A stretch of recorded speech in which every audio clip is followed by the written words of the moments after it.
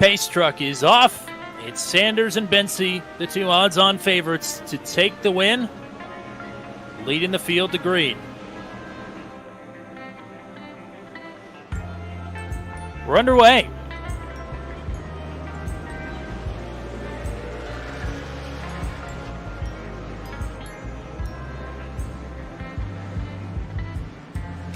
Side by side for the lead.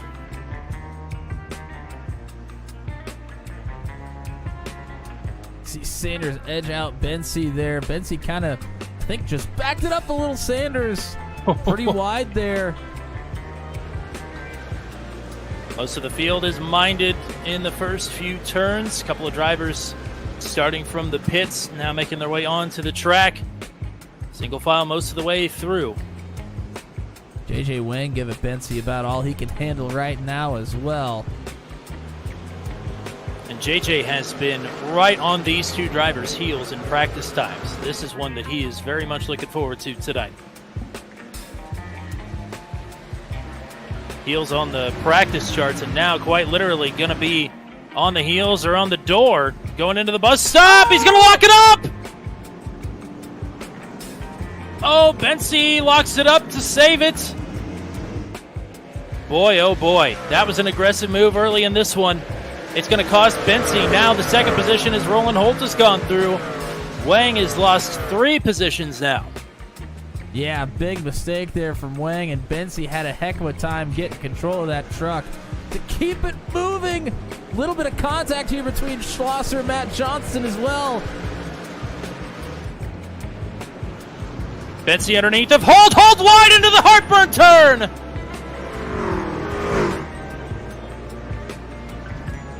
Oh, man. This has been probably the most difficult section of the track for most drivers here tonight. Oh, and he's going to go around now. And that is a precarious spot.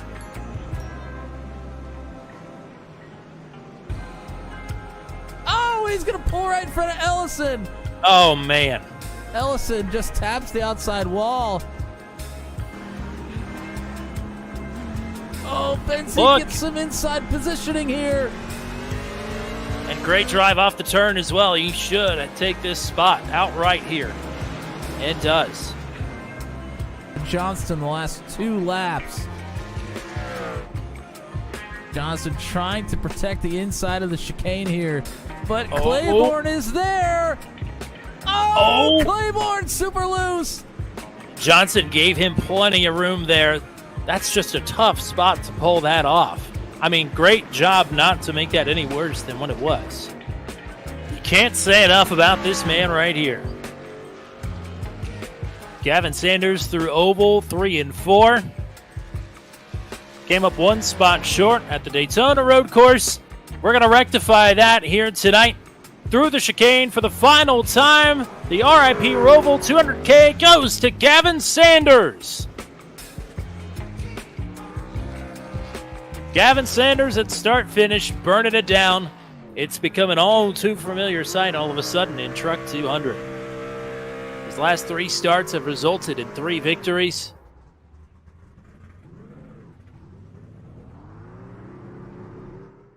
A blind knight that uses echolocation, viewing the dark, treacherous world through sound.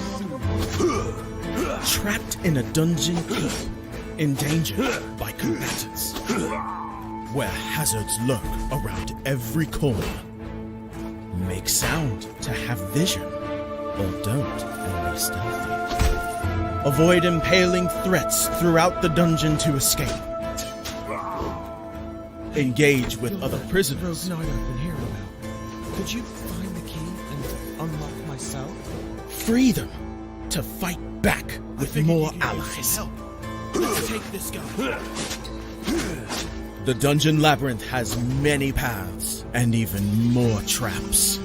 Struggle through the darkness to find your freedom.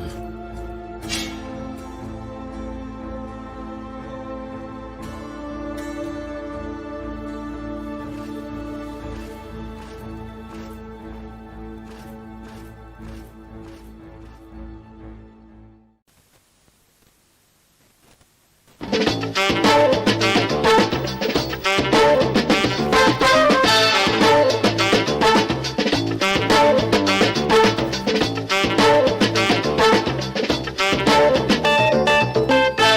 now, our feature presentation.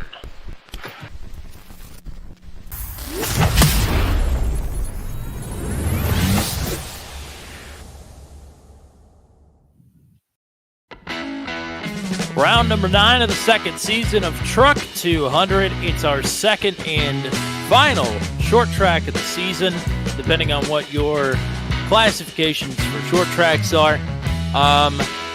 And we're going to keep the trend rolling. Last week, we called the race the R.I.P. Roval because all industry chatter led us to believe that we were not going to be back at the Roval next season. The schedule was released. We're back at the Roval. And yes, the schedule has been released and Bristol Dirt is not on it, but maybe this is our way of hoping against hope that we really truly do have Jinx powers and that somehow Bristol Dirt will find its way back onto the NASCAR schedule. So this is the R.I.P. Bristol Dirt 200K at the Last Great Coliseum. And no, this is not the dirt race. This is the high bank concrete oval, the Last Great Coliseum. And it's going to be something here tonight, I do believe, as we've got 25 drivers signed in and 2 broadcasters signed in as well. Tommy Cook and Matt Williamson. Matt, welcome to Bristol. It's a place that you and I normally love. It's going to be interesting here tonight. Yeah, it'll most certainly be interesting. I mean, going back to the first and really only short track race of the season here until we've gotten to Bristol. It was a wild one. The most cautioned in series history by a large margin, but a much different short track here at Bristol than at North Wilkesboro. So a much different test, and that definitely will not play out the same, I don't believe, as our first one at North Wilkesboro went. I do think Bristol is a little bit easier to drive in comparison to North Wilkesboro, but I also do think if there are crashes here at Bristol, they're going to be more destructive, and you're going to have less people hanging around after they have crashed. That's just my 2 cents on that. I don't know if you feel the same. Yeah, most definitely. I mean, number one, it's a faster track. The high banks here at the concrete at the Last Great Coliseum, definitely a faster track. So just naturally less time to slow down if there is an accident in front of you. But then on the flip side, you also have the banks. So there's going to be trucks going up and down the banks, and you just can't quite figure out where they're going as good as you can at a track like North Wilkesboro. So yeah, definitely probably more destruction when we do have incidents here tonight. 8 rounds in the books heading into tonight. One driver made points on Caleb Bency last week. That's the good news. The bad news is only one driver made points on Caleb Bency last week. How lopsided are things looking headed into tonight? Well, Caleb Bency is sitting here with 1,427 points, and the next closest is Gavin Sanders, who has moved up to that second position here in the recent weeks. He is 415 points behind, and I think the most points you can get in a week is like 223, somewhere around there. So yeah, it's gonna be very difficult for Sanders to catch Bency, but I mean, anything can happen here. We do have Talladega coming up on the schedule next week, so certainly some room to make up some points here. Hunter Engrave, JJ Wang, and Roland Holt round out the top 5 here. Really the battle for second is pretty fierce here as well. Dakota DeMay, TJ Crampton, Kyle Zittel, Brantley Gainey, and Steve Roman are going to round out the top 10. And also want to add that as of tonight, only 17 drivers in the points have a mathematical way to the championship. Anybody who is more than 674 points out after the drop of the checkers tonight will be eliminated from mathematical contention going into the last 3 races of the season, which I mean, looking here, it looks like we may have less than the top 10 available for that, quite possibly after tonight. But we'll have to see. Anything is possible. Mathematic contention is one thing. Realistic contention is another. But We've seen some strange things on this channel before. Who's to say that we're not in for some more? Especially as we are 45 seconds from taking to the grid here at the Last Great Coliseum for round number 9 of the second season of Truck 200. Thank you very much for joining us here tonight and hanging out with us. We have just hit the one of the funny numbers in the subscriber count. We are up to 420. And LOL, we'll all laugh together in the chat if you so wish. Mick freaking Duncan is hanging out with us already, and he momentarily will be out on the starting grid as well. So, very exciting stuff. 10 seconds to go here before we take to the grid. 208 laps is 200 kilometers around Bristol. 3 green-white checkered attempts. Who knows how it's all going to shake out here tonight? But we're getting ready to find out. The driver who has swept the short track pole positions here, Brant Gainey. Great job for him to take his second career pole, grabbed it for the second time. Matt Schlosser, how about it? He's on quite the roll right now. He starts on the outside of the front row. How about Dan Miglin and Zachary Flaum on row number 2? Landon Burbage making his debut here tonight will be starting in 5th. Luke Peterson is one to watch out for here tonight after missing the Roval last week. He starts in 6th. Hunter Engrave also missed the Roval last week. He starts in 7th. Josh Kreider finished runner-up in North Wilkesboro. He'll line up on the outside of row number 4. Current points leader Caleb Bency starts 9th. Drew White rounds out your top 10 starters. Daryl Klotz, Cody Claiborne on row number 6. Noah Blackwell was pretty fast in practice. He's back at 13th on the starting grid. Roland Holt will be one to watch here tonight from Mid-Pack in 14th. Steve Froman loves this track. It's his home track. He starts at 15th. J.J. Wang, 4th on the points, 16th on the starting grid. Dave Payton, Gavin Sanders back at 18th. And Dakota DeMay put up a 1-minute time in qualifying. He starts at 19th. Mike Berry, Paul Ellison, Troy Thomas, Jeffrey Oakes, Jeff Smith, and Alan Phillips. Your 25 truck, starting grid for 208 laps around Bristol. Matt Williamson, some track conditions, some strategy, some chaos. Yeah, I think definitely some chaos coming our way here tonight. We are going to be under the lights here at Bristol, so cool track temperatures, and it's on concrete, of course. So a little bit of a slippery track here for the drivers. We really need to let the tires work in here before we start getting crazy. Only 81 degrees on the track temperature right now, and that is probably going to drop as the sun continues to go down. A 100% fuel capacity, you mentioned it, 208 laps around the concrete here tonight. Fuel window is very large. 150 laps is the fuel window, but we may see a 2-stopper for tires. And, of course, depending on where we see cautions fall, that is going to dictate how many times our drivers come in here as well.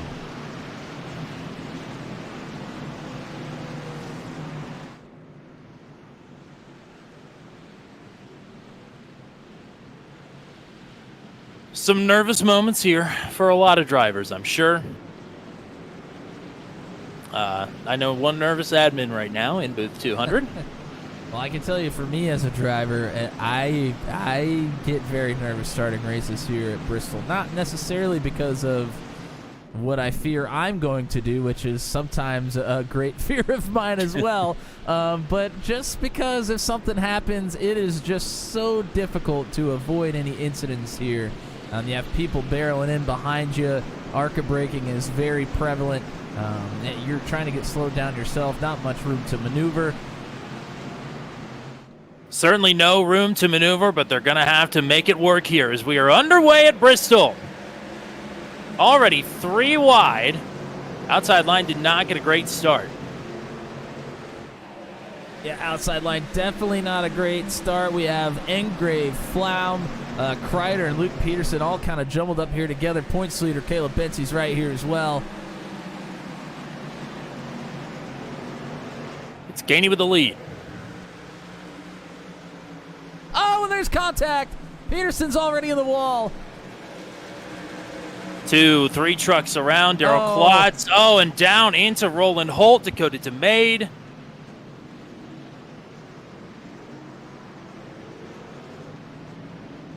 And that is the fear starting out here at Bristol. Yes, indeed. Especially since it's so hard to pass You get caught up in an incident early, go straight to the back of the field, and it is just going to be a long night ahead of you once you get back there. Straight to the back of the field at best. Wrecked out on lap 2 at worst.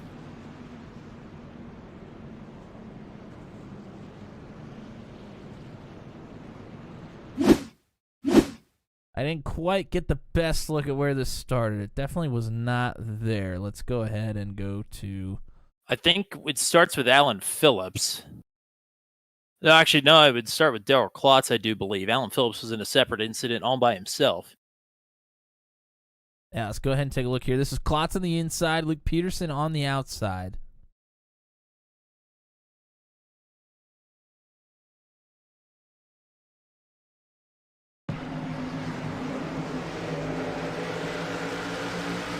Oh, and actually Peterson gets up into the wall and then tries to pull it down off of the wall. He's going to come down into Klotz here. Peterson up in the wall, gets down to the 14, and then everybody scrambles. You see Drew White pulls to the side immediately. Great reaction time from White to get out of there as quickly as possible. Oh, and then Cody Claiborne's going to get tagged here. Claiborne gets up into the wall, have some drivers spinning to try to avoid.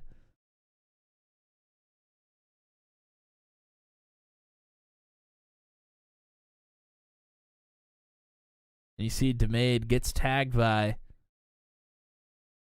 I think that's Roland Holt, who is the 17 truck on the paint scheme here. So Holt tries to avoid. He gets sideways and takes out DeMade as well. So about five trucks involved here. Doubling up before the restart, it's Brantley Gainey's lane to call. He will stick to the bottom with Dan Meglin to his outside.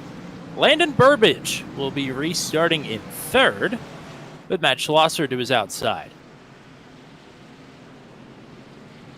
And the Rain Man, Garrett Rainey's in the chat. Thanks for hanging out here for a while. I know Bristol's probably one you don't want to miss. He thinks the leader will have 3 pit stops here tonight, and I think that's probably a good guess. They have 3 extra sets of tires in the pits. Why not use them all? Back to it. Another big stack up there on the outside line. Schlosser and Kreider came together, trying to start behind. Oh, Schlosser in the wall with help from Caleb Bensey. They get it sorted out. It was almost a moment. I mean, it was a moment. Oh, yeah. It was almost a big one. Almost more than a moment. Oh, Schlosser in the wall again. Bensey pulls to the inside. Very stick to the bottom here early in the going. Schlosser caught out top. And Schlosser, with such a great qualifying effort, has now gotten shuffled back.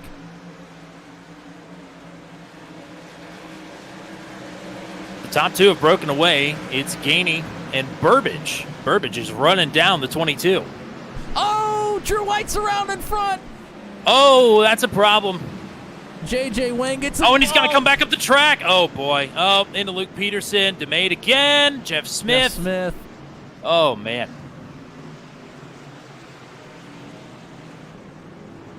Andrew White back to the pits. Didn't get a great look at it, but it seemed to me like it may have been just a self-spin on the inside of the track from Drew White. We'll take a look at it here.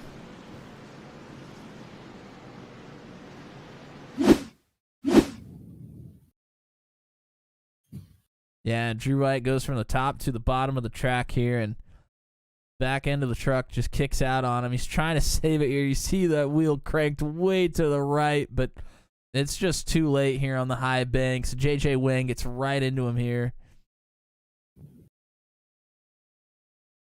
No, Blackwell does a great job of moving down to the inside to not get tagged. It was very, very close. But then White comes back up the racetrack, and this is where Peterson, and Daryl Klotz, he gets down into Ellison as well. DeMade into Troy Thomas. And Smith was trying to sneak through on the inside, and Drew White is right there when he comes barreling in. Very, very difficult to get slowed up here. Such a fast short track. So Drew White got a meatball flag out of that, as you would imagine. Getting bounced around like that does some damage to the truck, believe it or not, even with this new damage model. Up front, things had tightened up there between Gainey and Burbage. 2 short dash stints, basically, for Gainey, with one driver fading from you, another gaining. Is there anything that Brantley really can learn here on such short stints like this? Most likely not. I mean, the track's going to change as you get longer into the run as well. So, I mean, honestly, I think if you're Gainey, you're looking for at least a medium-sized run here to kind of figure out what the track's going to do once the tires get warmed up pretty good. Really, I mean, I don't really think anything anybody could learn other than stay out of the way of each other here early on. Might be a case of learning who to watch for. On the competition side of things, it seems to be Landon Burbage, although he'll have to start from the outside lane here. Brantley Gainey in control of the restart. Done a nice job thus far in the race lead, but it's only lap 15 of 208. Long ways to go here. Back to green.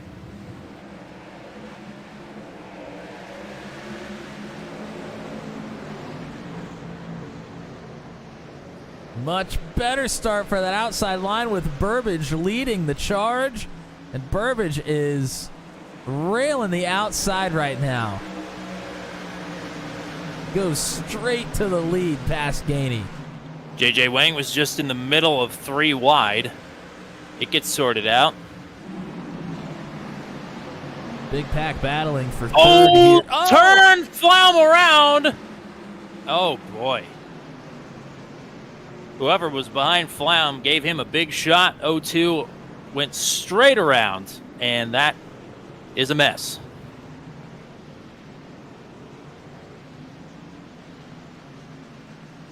Well, you know what happens here, especially at a short track.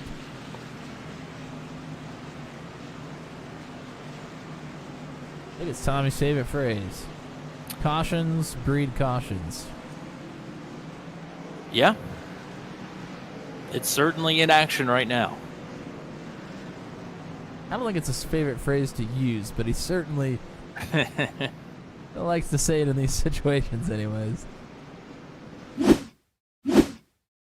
All right, let's go ahead and take a look. See if we can figure out what happens here. This is all fighting for third, really. Dan Miglin has it here in the front.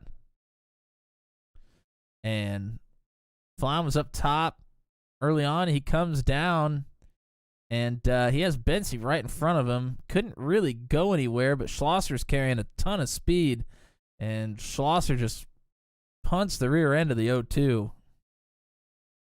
And that's a big stack up. Cody Claiborne. Steve Roma gets hard into the wall with the nose here as well. JJ Wang. Gavin Sanders sneaks through clean here, so second in the points, gets through nicely. Paul Ellison, I think Jeff Oakes was involved there as well. Mm-hmm. Alan Phillips. So, yeah, a lot of trucks. Certainly. No meatballs out of that crash, so that's either good or bad, depending on what you're rooting for here. See a lot of drivers in the pits trying to get some optional damage fixed here for sure. Of course, Drew White had a meatball. I think he's still trying to get required damage fixed. Yes. But you see Peterson back in the pits here as well. Dakota DeMay, Troy Thomas coming in. Jeff Oakes coming in.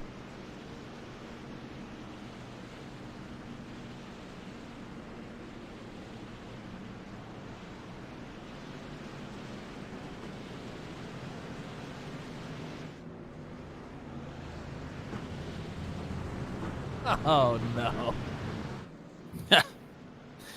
Yeah. It's been a tough start here, that's for sure. You know what they say. That's just short track racing. Short track and horse track racing. Yep. Well, I could tell you one driver that wants to get some green flag running in. It'd be Landon Burbage, leading in his first start here with Truck 200. Yeah, a ton of pace out of Burbage. Got to the front very quickly, even with all the chaos. So I have lane choice on the restart, and I think it seems to me like the go lane, at least for the moment, is the bottom, so that is what he will take. Gaining to the outside. Miglin and Kreider on row 2. Engrave and Bensi now on row 3. Bensi's gotten a few positions here. So is Cody Claiborne and Noah Blackwell. They'll restart 7th and 8th. JJ Wang and Gavin Sanders now, the top 10. Coming to a restart on lap 23. Still a long ways to go here. We'll see if caution number 3 has settled the field down a little bit as the pace truck is off, and we are back underway.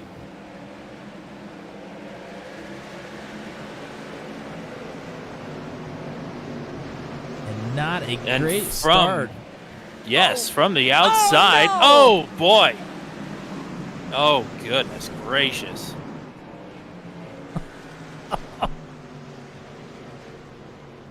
Oh, my gosh. Gavin Sanders barrel rolls. That's a track blocker if I've ever seen one.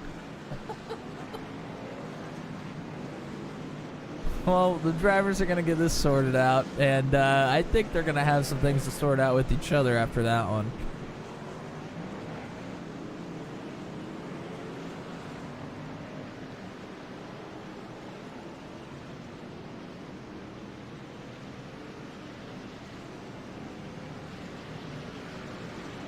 Looked like that one started with Miglin and Bensi, but I'll have to try to go back and take a look here as we get this replay racked up.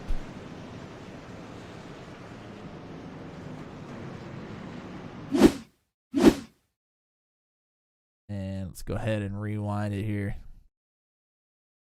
Get a little better angle.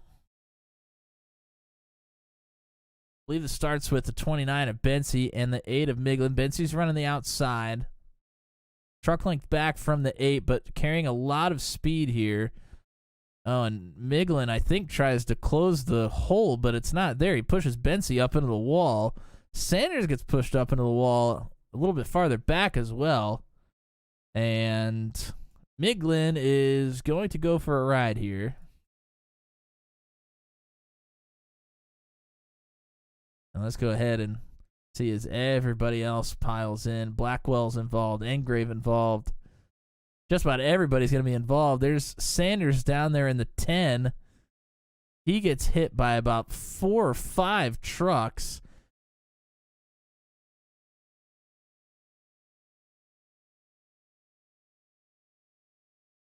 And it is just an absolute track blocker. And Tommy mentioned it.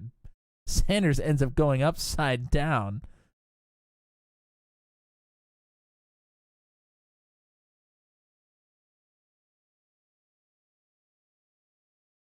Man, let's go ahead and take one more look at it. We'll go full speed here.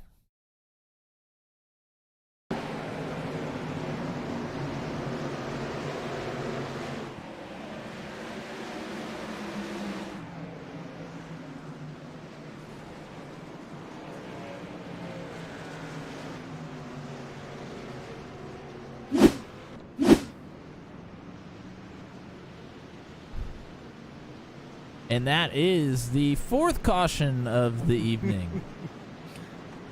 Meatballs that time, for sure. Yeah. I mean, I think Gavin Sanders got hit probably 9 or 10 times. Believe it or not, Gavin Sanders was not one of them. That's unbelievable. He is still out here. Hunter Engrave was one. He is disconnected. I do believe the man who had some great misses to start the race, Noah Blackwell, picked up a meatball flag, unfortunately.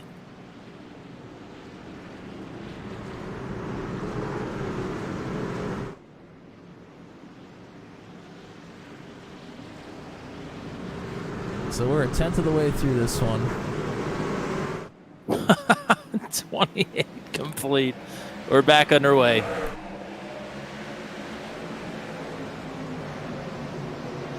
A good start from Kreider on the inside here. Bensy right on the tail of Gainey as well. Gainey, of course, elected the outside from the lead. He's trying to put it to good use. And he is now. Just takes a lap or two for that outside line, the speed to come in. You can just carry so much momentum, especially on fresh tires, which those guys up front still have. Everybody else that's been sliding around sideways farther back, I'm not so sure. No. Good battle between Claiborne and J.J. Wang.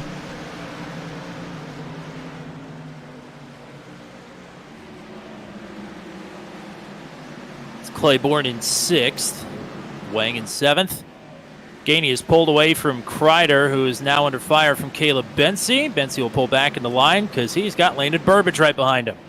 Yeah, Burbage has been all over the back of Bensy here, and Bensy probably just trying to get settled in and run some laps here. I mean, you're usually very good in the long run, and not a lot of, I would guess, not a lot of time on short tracks. If I had to guess, knowing his background. So probably just trying to get some laps in here and try to figure this thing out and hopefully get a long run so we can get some long run speed going. Paul Ellison around Dave Payton to move up to 9th. Payton is now going to be under fire from Roland Holt, who will go around the outside. I see Dave Payton in the top 10, though, early in the going. Goes Bensy looking underneath the Kreider. And he is clear. Ooh. Inches to spare. Bensy up to 2nd. Now about 1.3 seconds to try and track down the race leader. See if he can bring the train with him. Oh, we're wrecking again. Another pretty decently sized crash here. Payton, Barry, Klotz, Thomas, Smith, White, Oaks, and DeMade. Oh, my. Oh, my. There goes Kreider into one. And we're spinning still.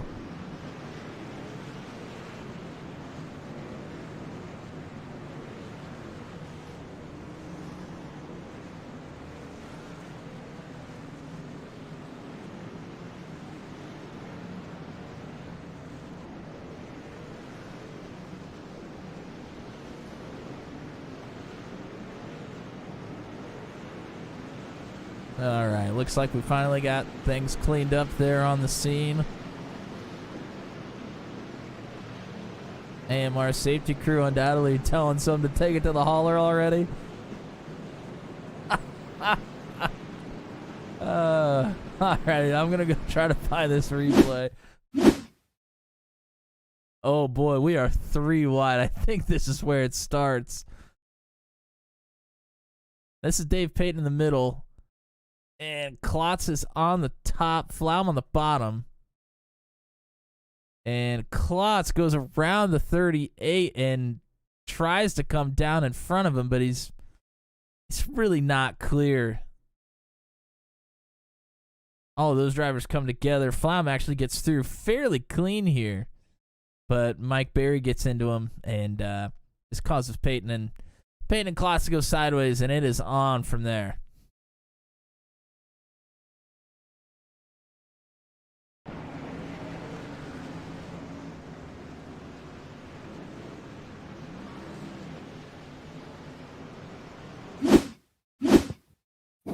Go ahead, back it up. Take one more look at this thing. I want to take a look at it full speed here. Back it up a little bit farther. Klotz trying to work around Payton. Payton, not a great run off the corner. Gets split in the middle. But he has one underneath, and then Klotz tries to come down in front. It's just not there.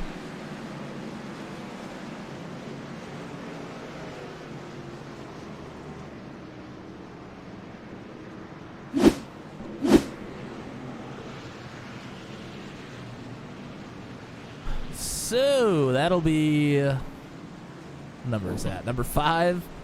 I don't know. We'll figure it out at the end of the race. We got some laps in that time, though. I think we're on the upward trajectory. At least that's what I'm hoping here.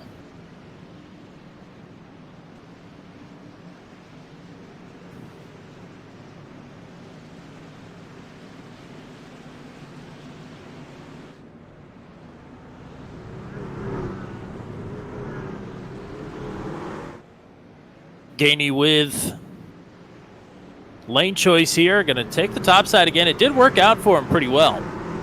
And now the fight that we really didn't get to see at North Wilkesboro that I wanted to see, we might get it here. Brantley Gainey and Caleb Bensie, the two fastest trucks. The last short track race we've had have found their way back to the front here at Bristol. Kreider and Burbage have both been pretty sporty as well. They restart on row 2. Miglin and Claiborne on row 3. Base truck is off. 5th restart of the race. Another good jump for Gainey here on the outside. Yeah, really good start for Gainey. He's going to be able to use the momentum around the outside here as well. Bensie fighting back pretty good, though. Bensie was looking really fast there as the run started to develop before the caution came out again. But here comes Burbage on the outside. Burbage bringing the fight to the points leader. And takes the second spot away. How about it? Two truck looks pretty quick here. Yeah, Bensie's really been committed to the bottom. I just think the middle to outside just carries a little bit more speed right now. Miglin and Vroman side by side for 5th. And Vroman going to take the spot. That's actually for 6th. Here's Holt now to the outside for 7th. And Holt's looking for more. He's going to get to the... Oh, man! Well, he still does end up getting to the outside of Vroman. I don't think Vroman thought that Holt was carrying that much speed. Holt was absolutely zooming around the outside there. I don't think Holt thought he was carrying that much speed. Holt on the march here. From 14th to 6th already, albeit some cautions aiding in that, but Holt's obviously got the pace right now. March forward for Burbage continues a bit here. It's stalled out just a tad. It's just a truck length now. That's almost nothing at Bristol. One little slip up from the 22, and the 2 will certainly be right there on his inside. Bensie backing up a little bit in 3rd. Kreider trying to get some separation as wow, Miglin running Vroman up the track a little bit. And those somebody's Paul Ellison is blinking just behind these two. Vroman able to clear. Here comes Ellison to the inside of the 8.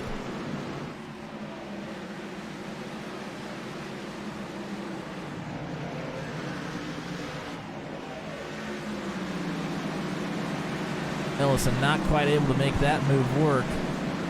We are a quarter of the way through the race. 53 complete. 52 complete, rather. 53 on the board. Gainey finding some separation up front. Yeah, the distance between really about the top 5, all equidistant from each other right now. Love it. That's my favorite phrase.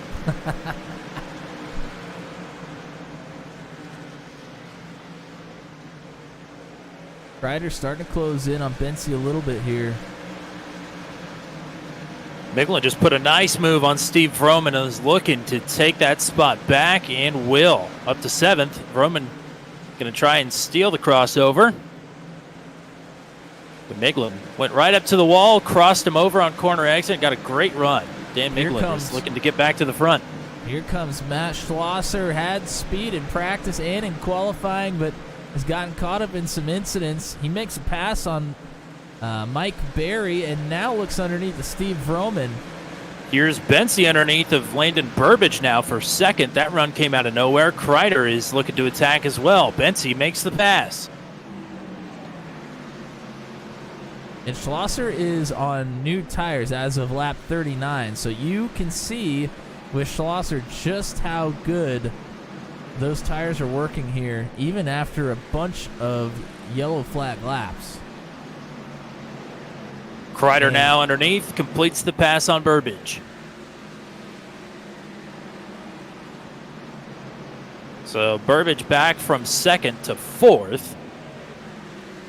And Gainey's lead is starting to fade just a little bit. It's just outside of a second. Bensi putting in some nice laps here.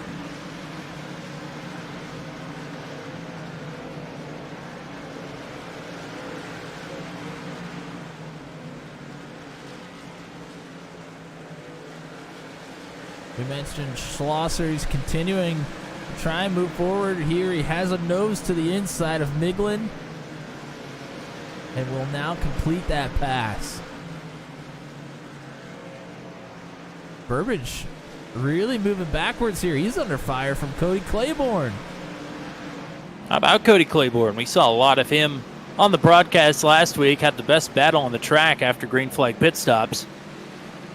And he is looking to sneak up to fourth here as Schlosser and Miglin are both going to go past Roland Holt. And Claiborne gets a nose underneath the two here. The Burbage looks very, very quick on the up short the track. run. Really Is lost now- the nose as soon as he made that move. A little contact, and now Schlosser is here. Yeah, Schlosser on Fastest. those new tires. Fastest truck on the track right now.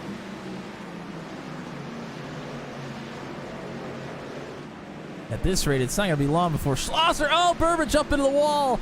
Oh, man. Oh, Burbage is starting to struggle here. Miglin will have a look on him. Oh, Flaum and Wang just got together down the back straightaway, but they're both rolling.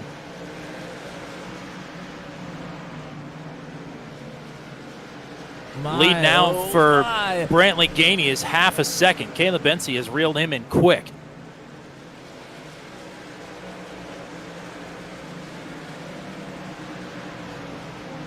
A lot of action in the back half of the top 10 here.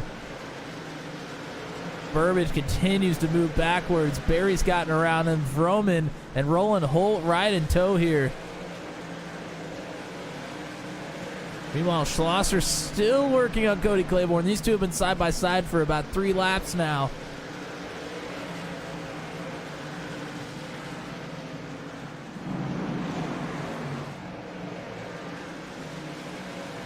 Just cannot quite shake each other. The 22 truck is starting to fade away. Here is Caleb Bensi taking a peek underneath for the race lead. Not sure he'll get it this time, but Gainey is starting to look awfully tight here, running the middle of the track. Oh, 2 trucks together. Blackwell and Claiborne.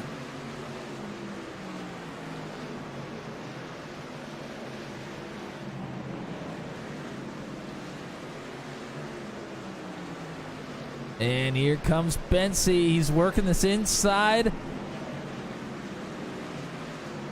Gets a nose underneath of Gainey through the corners, but Gainey carries some speed. Lap traffic ahead. Depending on how quickly they catch him and how quickly Bensi can make this move, it might be the difference maker. Bensi certainly looks faster, but just marginally. He's really having to work hard. And is looking to use the 25 as a pick here. It's going to get tight. Oh, man. Bensi to the lead. Bensi completes the pass, but has a lot of lap traffic to now navigate as the lead car. Catch the 88 of Troy Thomas here.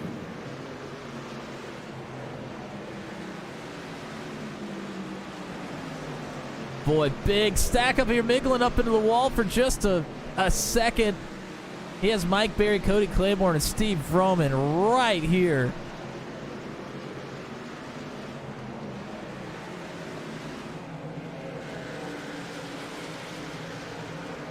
Barry looking for his first top 5 in a while.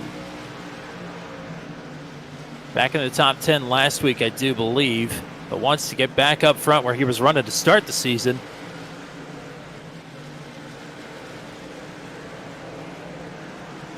A nice pass there. And Vroman, side by side with Claiborne. Vroman up the track just a bit. Inches to spare. Claiborne able to give him just a little bit of extra room. Vroman gets through. Now Vroman will try the inside on Miglin. Not quite there yet.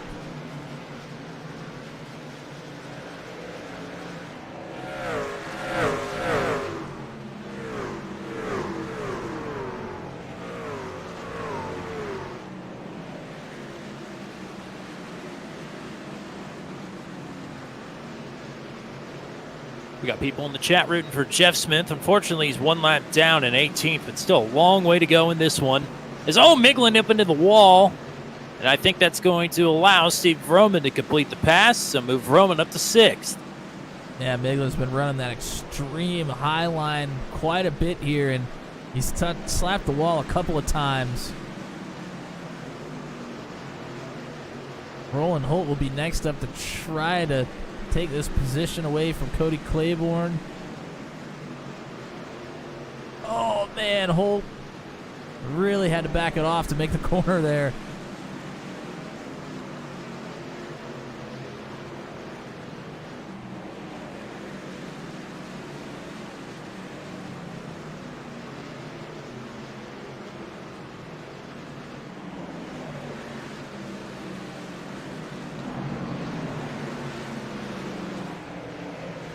Not too far in front of the race leader, Caleb Bensey. They are battling for 13th. Gavin Sanders and Jeffrey Oakes. But the 29 is coming quick. I mean, it's miraculous that Gavin Sanders is even driving right now. We got trouble. Brantley Gainey and Drew White have gotten together. White comes to a stop in the middle of the track, and we are under caution. Yeah, and Kreider able to take that second position when that happened. Didn't get a great look at it. We'll go ahead and rack up a replay here in just a moment. Gainey over the radio says that one is on me and apologizes to Drew White, who has another meatball. Man. Tough night for Drew White here. Yes.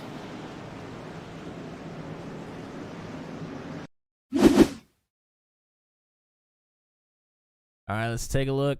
It's Drew White underneath. Gainey in the 22 up top here. Behind the maid, working through some lap traffic, the 22 is. And maybe thought about split the middle.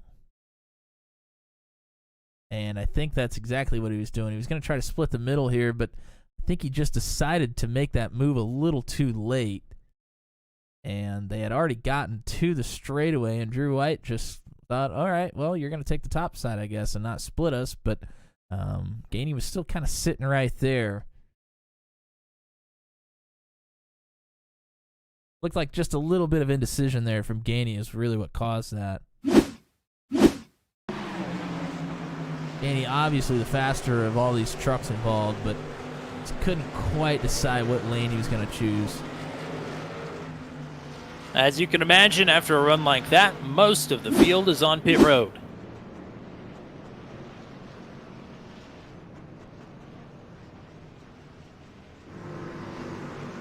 And you see dual pit lanes here. Always the great, I don't know, it confuses me every time. I'll just put it that way. Yeah. Definitely confusing.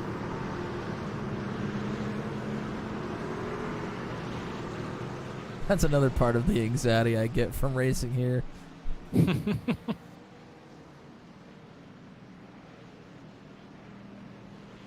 Alrighty, so about over half the field comes to pit on lap 86 here. About 15 of our 25 drivers.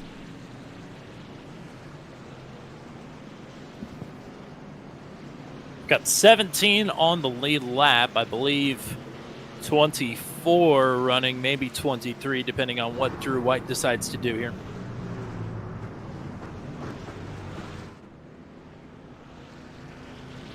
And you have 4 drivers here looking to get a lap back.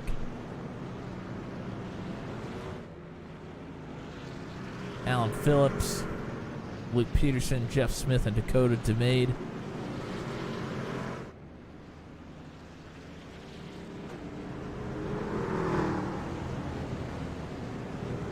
I think this will put DeMade on the lead lap. All of those other drivers will still be multiple laps down.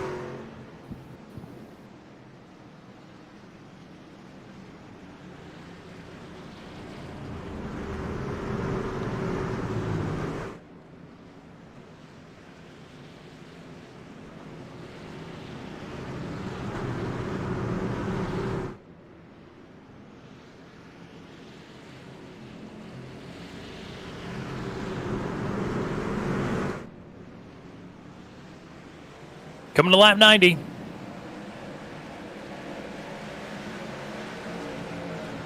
Great jump for Bensi. Kreider pulls up in front of Schlosser on the top side.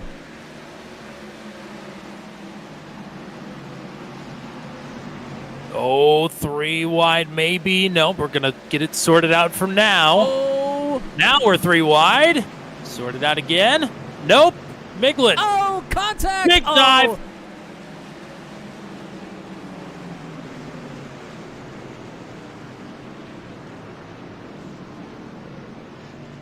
Three wide at Bristol. This doesn't typically work very well.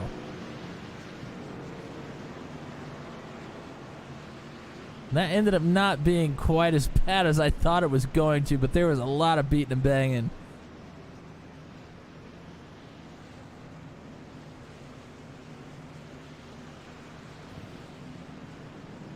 And another incident that Gainey's involved in. Gainey looked really, really great in the beginning, has all of a sudden had some bad luck. Been put in a couple of tough spots.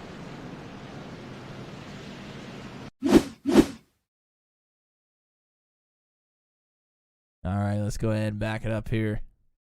And you mentioned it, we're going 3 wide. Into the turn here. It looked like Flaum was trying to make it 4 wide there for a second. That definitely would not have worked. So it's Miglin, bottom, Gainey, middle, Vroman, top.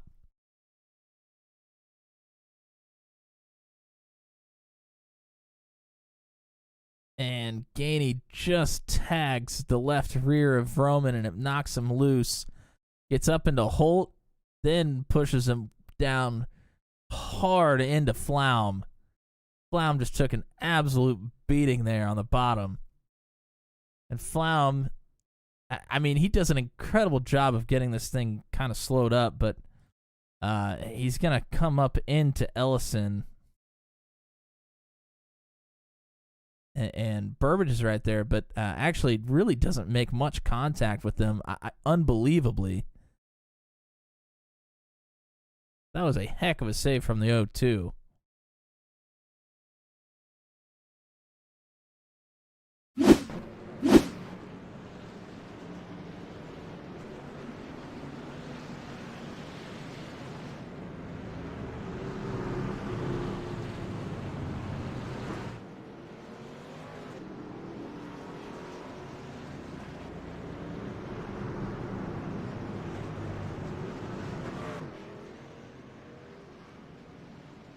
Almost to 100.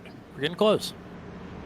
And I have, just to let you know, I've had to close out of my stream. My stream quality dropped, hoping that that's not an internet throttling sort of thing. Otherwise, it's going to get very interesting very fast. Well, I have had no issues, so if all else fails, I will be here to at least get us through. Okay. It may be a problem from an admin standpoint, but... Yeah, no, that's really what I was worried about. All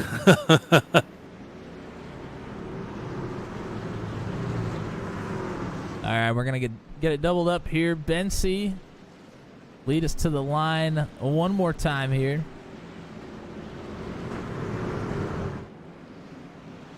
Bensi and Kreider. Schlosser and Miglin. Vroman and Holt, the front 3 rows here. Claiborne and then Gainey back in the 8th position here on this restart. Jeffrey Oakes and Paul Ellison now round out your top 10. Good jump for Benson here on the outside.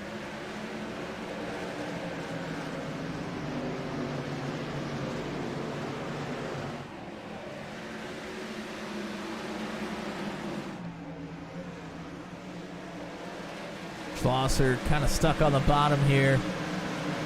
Thought he might have a shot at Miglin, but Miglin goes by. And then Roland Holt is back into the top 5 here. Holt gets past Schlosser, and now looks like he has a pretty good run. Oh! Kreider with a little incident there. Here comes Miglin. I'm not sure how much that was Kreider slowing up as much as Miglin just getting a fantastic run off the top side and pulling back down to the bottom. Wow, Miglin looks like he has grip packs on all of a sudden. My goodness.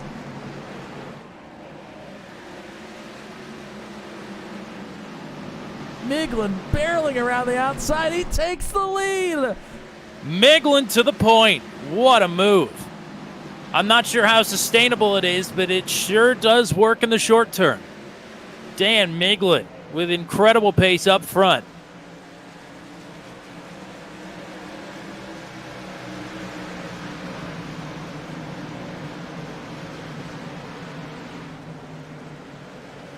They're bunching up behind Caleb Bensi. Oh, and now Miglin into the wall. Miglin in the wall. Schlosser and Roland Holt made some contact. Now Schlosser's gotten around. Vroman side by side with Holt. Schlosser side by side with Josh Kreider. Those two are working the top side. Schlosser and Kreider nearly come together. Oh, Cody Claiborne into Holt. Oh, boy.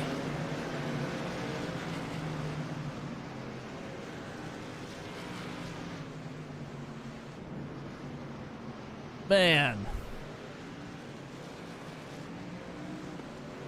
Holt with a bit of a march through the field here tonight. And about halfway through the race has now been reset.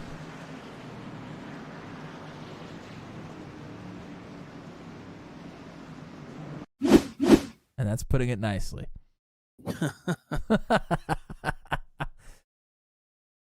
This is just a big stack up here. Claiborne carrying a ton of speed. He gives the 17 of Holt a little bump here and then tries to get underneath of Holt, but Holt was kind of covering up that bottom lane, and Claiborne really either was going to have to slow way down or barrel right into him. It was one of the two. And Claiborne gets into the back of the 17, turns him around. Paul Ellison gets involved here slightly as well. Ellison has had a rough night.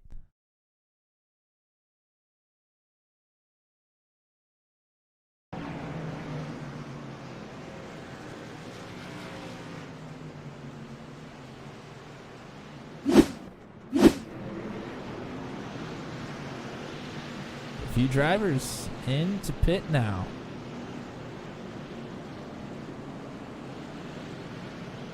Maybe still trying to get some damage fixed from earlier incidents. I can imagine that may be Sanders right now. Yeah. You could see the front of that truck, the side of the truck. That whole thing is just. I mean, beat to hell. That's all I can. That's the only way I can really put it. As soon as the checkers drop here in Bristol, that car is headed straight to the junkyard. I can tell you that much. But they need it to finish the race. So they'll treat it real nice until lap 208 plus, and then it is going away, I'm sure.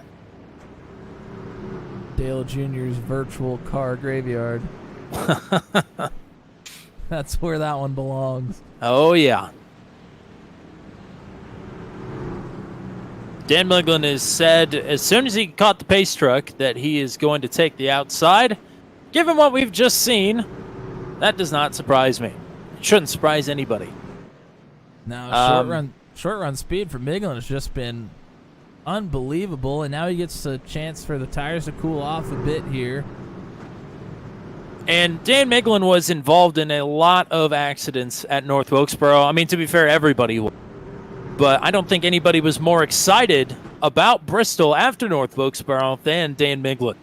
And he is absolutely showing that right now. He is getting after it here tonight.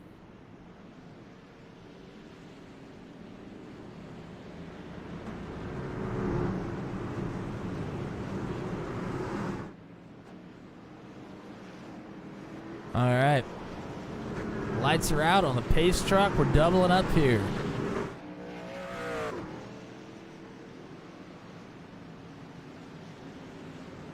So Miglin in control on the outside. Bensy in second, Matt Schlosser and Josh Kreider on the second row. Steve Roman and Cody Claiborne on row 3. Brantley Gainey, Landon Burbage, Mike Berry, and Jeffrey Oakes now into the top 10. Coming to a restart on lap 110. Still a long ways to go here. Good jump for Miglin. Not a great start for Bensy on the inside, but holding his own right now. Kreider's going to pull up even. Kreider looking for the out to in. Can't find enough pace with it. Bensy going to stay tried and true to the bottom here. Miglin stays committed. Oh, he's up in the wall. Oh. The 8 of Miglin stays committed to this outside line. That has been his line all night long, whether he's in the middle of the field or here in the front. That is where he has lived. If that's the game you're trying to play, that's the risk you're going to run here at Bristol.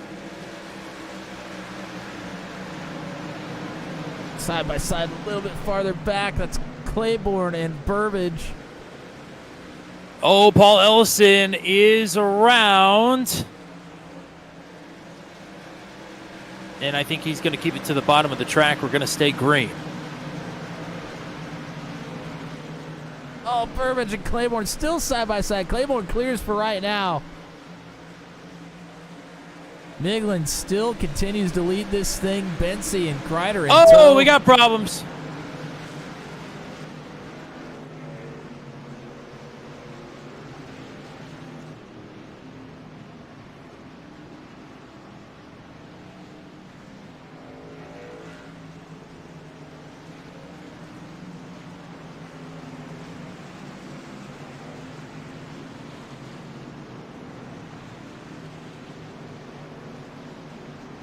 Didn't really get a very good look at that one. We'll rack up the replay here, see if we can find it. I think it's back here with Flaum, but we'll have to see. Oh, and Flaum. Let's go ahead and back it up. Flaum and Klotz. Klotz working behind the O2. Flaum is clear, but Klotz just has a ton of speed and gets into the back of the O2. It really wouldn't have been a problem, except Klotz then turned the truck to the outside while he was connected to the bumper of the O2, and it sent Flaum sideways. Flaum gets into Troy Thomas, and Blackwell gets involved here as well. Oh, Sanders piles in again after getting that damage fixed to the front bumper. He'll be going back to the pits to take the hammer to it once again. Like I said, it's going straight to the junkyard after this.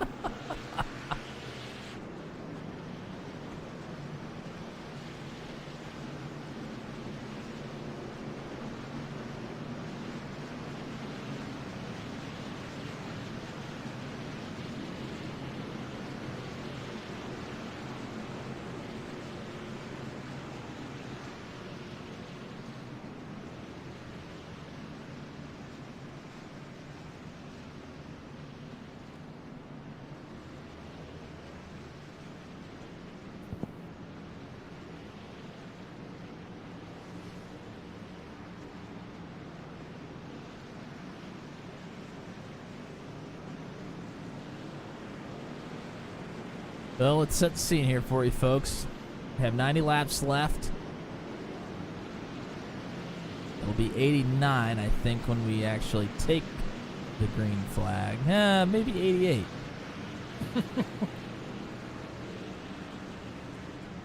This is the 9th caution of the evening. Miglin stayed out front there through that run. I think you and I were both a little concerned that he maybe used the tires up a little too much there in that first run after the new tires. But well, you know what helps the tire situation here is all these laps under caution. I mean, you can keep railing the top here if we keep staying under caution.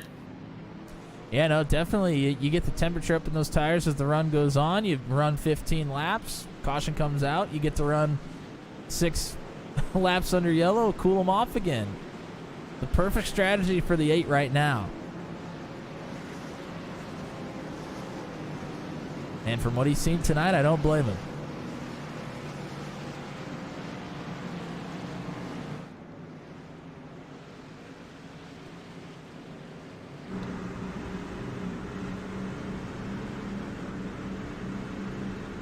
Let's go ahead. We'll go on board with Steve Roman for the restart here. Roman restarting in 6th. See if Miglin can keep to his ways here.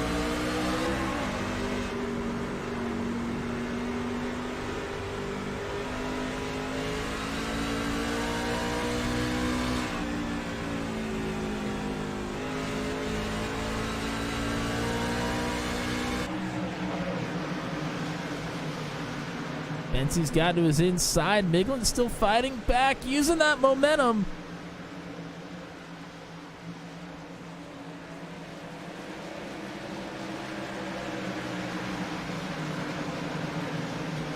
Oh, Miglin nearly up into the wall. He's been all over it all night.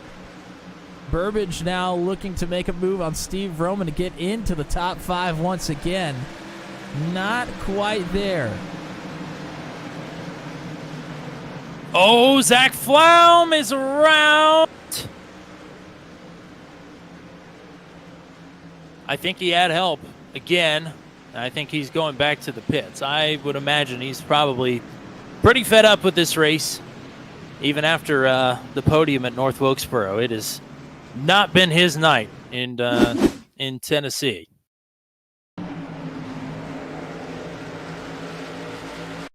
Now let's go ahead and take a look. Oh, yeah, Dave Payton gets up into the wall. And Payton tries to pull the truck off the wall, comes down into the O2. We've seen that a couple of times here tonight from various drivers already. Flom almost saves it. It was close. He does. I think the problem is he slides up into Paul Ellison, which him and Ellison have both been in about the same boat here tonight, caught up in everybody else's messes. Bless Paul Ellison's heart, for sure. I would have thrown in the towel by this point. That's for sure.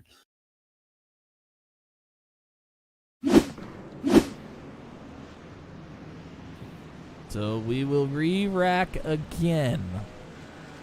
10th caution, currently on lap 126.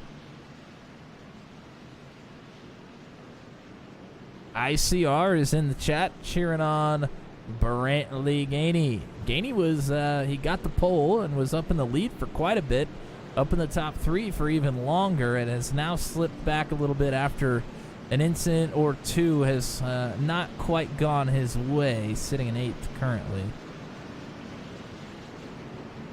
Sanders, Wang, and Ellison into the pits here under this caution. We're over halfway. The laps are ticking away. If we could get another couple of runs in like we had, we might be okay. If you're curious, total incident count through the field. I just discovered this tool in my tool belt. Any guesses? I don't know if I want to know. The total number of incidents for all drivers here tonight. Yes. I'm going to say 260 incidents. You are not too far off. It is 308. Oh, man. Spread across 25 drivers. Well, anytime you make significant contact with a truck, that's a 4X. I mean, those pile up very quickly. There has been some significant contact here tonight, I think it's fair to say. Yeah, there's a little, yeah, for sure.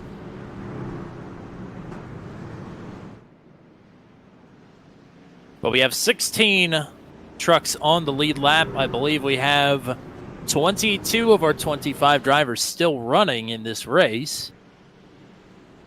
I don't believe Drew White has left us, but he's, to my knowledge, not out on track. Hunter Engrave and Zach Flaum have left us here.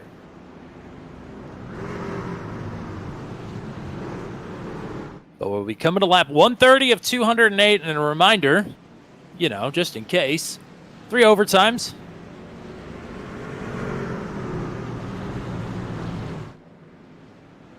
So we could possibly go more than 200 kilometers here tonight. Dan Miglin continues to show the way and control the field on the outside of the front row. Caleb Bensey, Matt Schlosser, and Josh Kreider on the second row. Landon Burbage and Steve Roman on row 3. Back to it.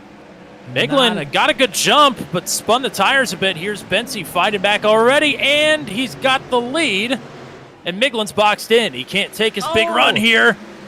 Looked like a little bit of net code contact between Miglin and the 48 of Kreider as well.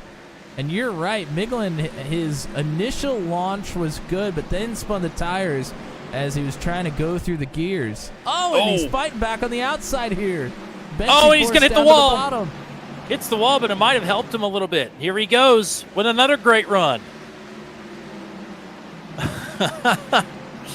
Unbelievable stuff from the 8 here. Doesn't need grip hacks. He's got wall hacks. At least until he gets the meatball. Wow, Miglin back to the lead, but not quite clear just yet. Yeah, he is giving it a go here, isn't he? As spectacular as this is, Bensey is doing all the right things here on the bottom, saving those tires. How much is he pushing? Not sure, but Miglin is giving it all he's got up top. Miglin is clear. Bensey moves back to second. He has a lot of drivers behind him, chomping at the bit to get up there. Kreider has Schlosser, and now here comes Brantley Gainey again. Gainey up 3 spots here on the restart so far. Make that 4. Make it 3. And Schlosser have been fighting side by side for about 5 or 6 laps here. And here comes Steve Roman. Oh, nearly Burbage contact. And Barry side by side. I got to keep this wide angle because there's too much going on here. Claiborne's sitting behind the hornet's nest here, wondering and looking for who's going to end up going around to try to avoid contact.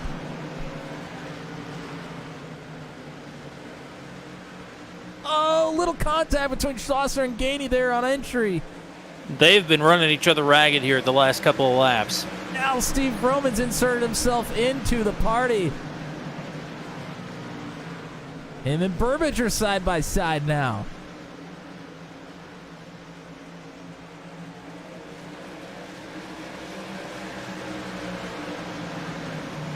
Oh boy, Kreider almost got put 3 wide by Schlosser and Gainey. Yeah, he put the pinch on Gainey on the bottom, that is for sure.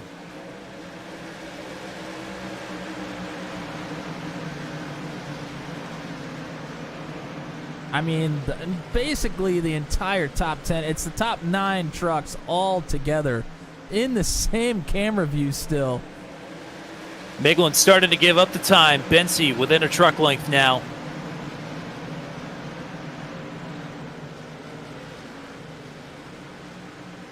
And Vroman cleared Gainey around turn 2 that last time around. And now here comes Burbage. Gainey starting to slip backwards a little bit. And Jeff Smith is in the top 10 after being involved in a lot of incidents here tonight. He has fought his way all the way back. He's a short track guy.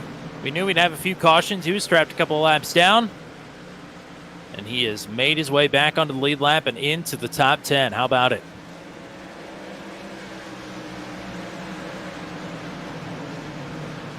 Oh, Smith, I think, got up into the wall. Yeah, Speak Smith of the and devil. Claiborne battling pretty hard here.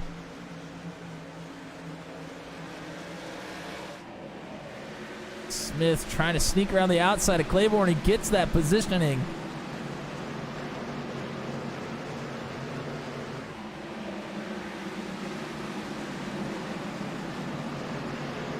Miglin holding steady up front here. It's kept it to about 0.3 of a second.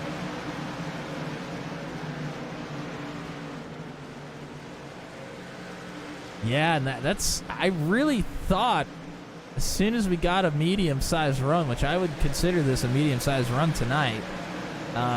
This is the long run. Yeah, I thought that he would slide backwards after about 15 laps or so, and he just keeps fighting there on the top. Just a great run from Miglin here tonight. Gainey and Burbage came awfully close to making contact in their battle for position. It's going to cost Burbage another spot to Mike Berry, and now Burbage under fire from Jeff Smith. And Dakota DeMade's gotten around Claiborne here as well, so DeMade into the top 10 now. It's really the first time we've mentioned his name for something on track all night. Something other than incident, really. Yeah. Yeah, the only time I've mentioned him is when he was trying to get his lap back. Truck length and a half between the top two. Benzie has definitely got the pace now. It's just going to be finding his way around Miglin is going to be the tough part. Dan is going to go down swinging, that's for sure.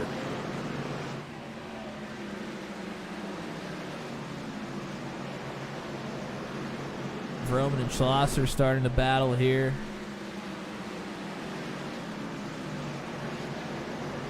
And here comes Benzie. Ooh. Whoa, nearly contact.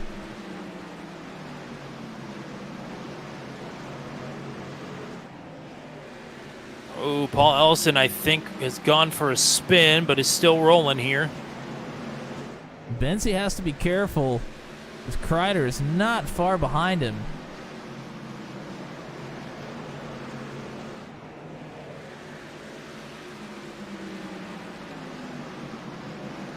Benzie's now pulled even with the 8. Miglin continuing to use the top side to carry way more speed down the stretches. I mean, I'm impressed that these tires have not fallen off a cliff, like you said. I would have expected it to happen by now, and it still really hasn't happened. No, certainly starting to wane a little bit. Oh, into up the wall. Benzie to the lead.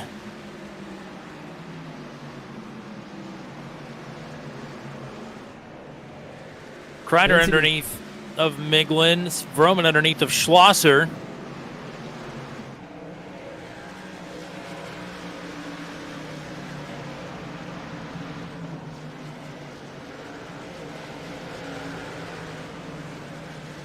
$50 laps to go here at Bristol. You know, when they're under green, they click off pretty quick. Wow, Kreider and Miglin battling so close together here. Kreider not quite clear. Two very defensive drivers of their space on track. And even more so when it's battling for a spot on the podium, battling for second. Kreider has it. Kreider finished second in North Wilkesboro to Caleb Benzie. He wants to flip-flop that finishing order here tonight. Less than 50 to go. Now we look back to the battle for fourth between Schlosser and Vroman. Those two are stacking up the rest of the field behind him here. Barry, Smith, DeMade. All right here. Schlosser also. Oh, we got problems. Trouble in turn 3. Coming back down in front of the field. Burbage was involved. Phillips Ellison, Troy Thomas. Oh, yeah. And Burbage was a little bit further back than he was had been running to this point. Tangles with Troy Thomas. Didn't see how it started, but it didn't finish very well, that's for sure.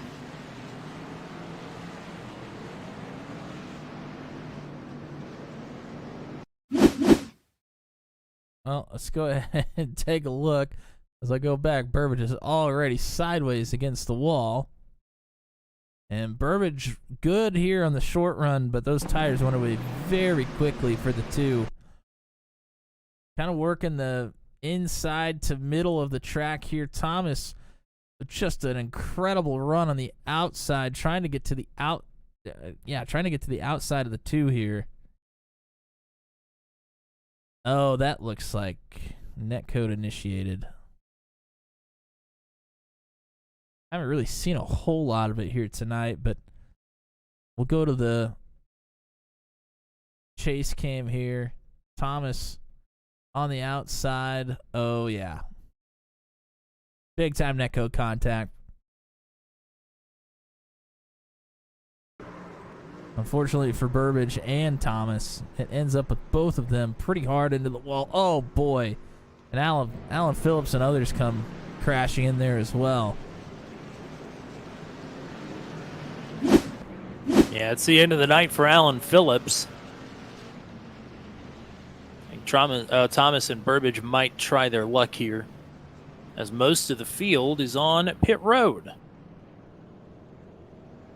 Yep, after that run, definitely need the tires here. And I believe this will only be the second set for quite a few drivers. Yep, most of the front runners anyway. I think other than maybe Schlosser, he might be out. I think he took a set early. He did. He took a set around lap 38 or so. That's how he got his track positioning back so quickly. So it's worked out for him up to this point, and he's able to put a set on here. And I don't think anybody will come in real late.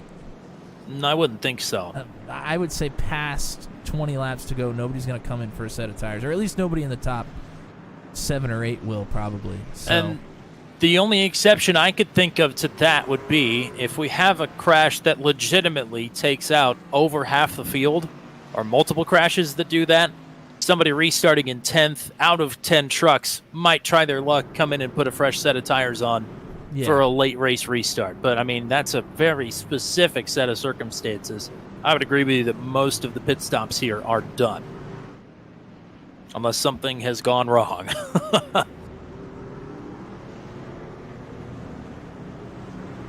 And nobody on the lead lap, other than the drivers getting the wave around, of course, have stayed out.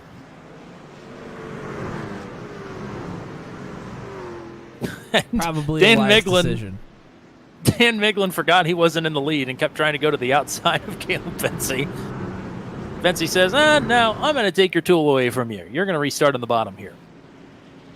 Yeah, and we've documented it well. Miglin has been glued to the outside of the racetrack, so a little bit of uncharted territory for the 8 here. We'll see how he fares here on the restart.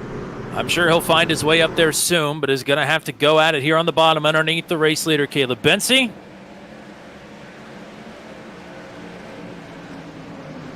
It's a better start than Schlosser. He's able to slot into the top spot, or into the top side here, but Vensey way out front already.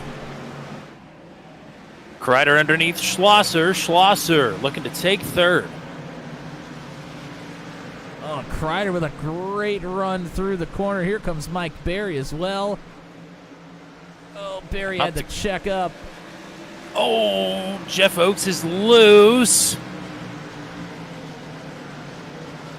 Oh, there goes Berry. Oh, my. That's a big hit.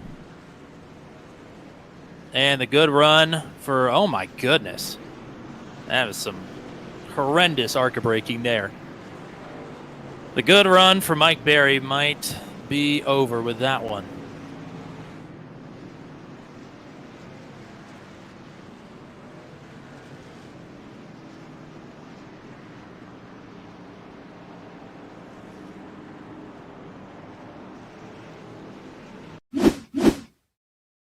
We'll rack the replay up here, see if we can find what happens.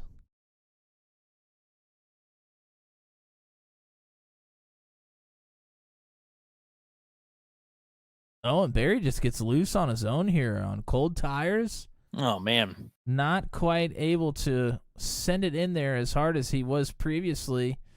And he comes down into Roman. Oh, man.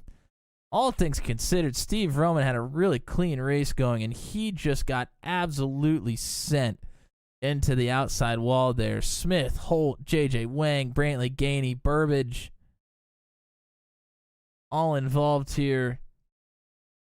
And then here comes Sanders trying to get slowed down. Dave Payton gets right into the back of Troy Thomas and sends Thomas absolutely barreling into Burbage. I mean, anytime you send a truck up into the air with the contact, that is insufficient braking, I do believe. I would tend to agree. So I'll say this a little work later.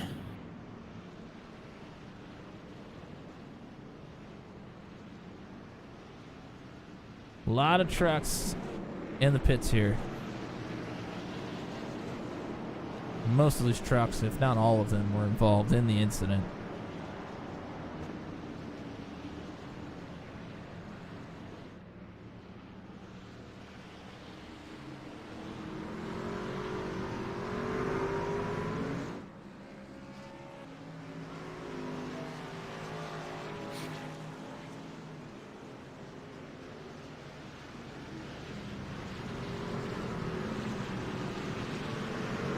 That is caution number 12. I think we'll be restarting with about 30 laps to go here in this one.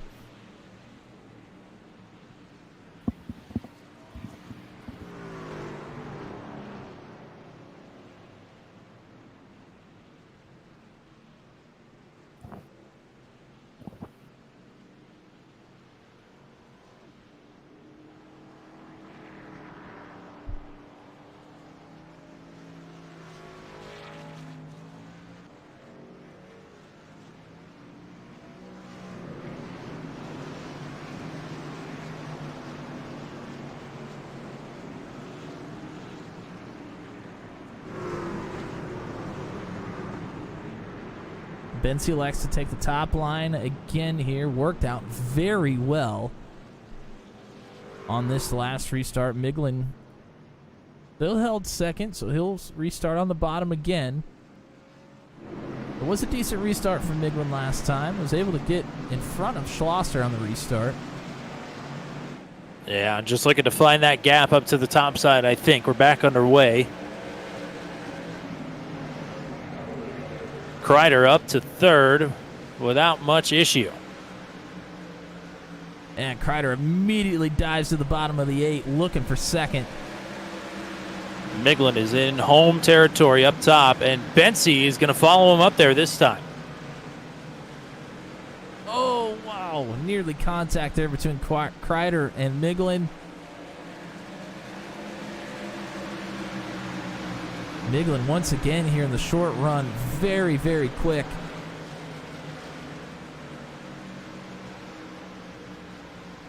Oh, nearly up into the wall.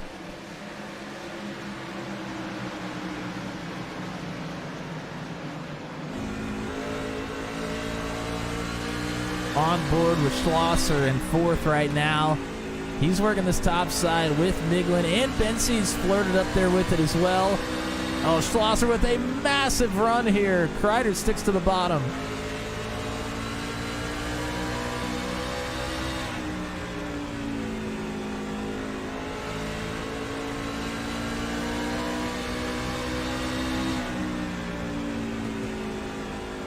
Bensi now getting a bit of a gap between him and Miglin.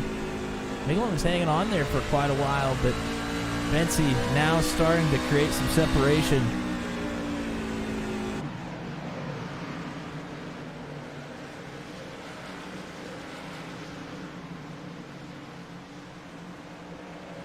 Well, I know Mingland's going to want the win here, but if he can stay on the podium, I think he's going to be tickled pink with this one.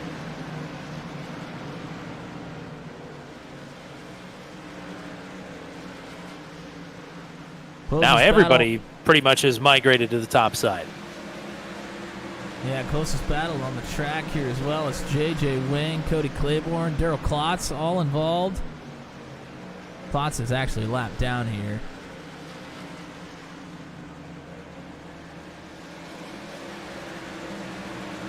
And so is Noah Blackwell there in front of him. So really it's just Wang and Claiborne.